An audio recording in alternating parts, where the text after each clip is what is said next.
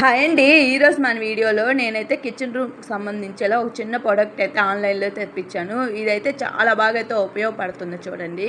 దీని పేరు వచ్చి హ్యాపీ ప్లానెట్. దీని గురించి కూడా చాలామంది అయితే రివ్యూ కూడా ఇచ్చారు. ఇది వచ్చి మనకి గ్యాస్ స్టవ్కి క్లీనింగ్కి అయితే ఉపయోగపడుద్ది. ఇట్లా మనకి ఎప్పుడైనా అన్నం పొంగినప్పుడు, పప్పు టీ అలా పొంగినప్పుడు చాలామంది వాటర్తోటే క్లీన్ చేస్తారు. మనం వాటర్తో క్లీన్ చేయటం వల్ల గ్యాస్ అనేది లీక్ అయింది.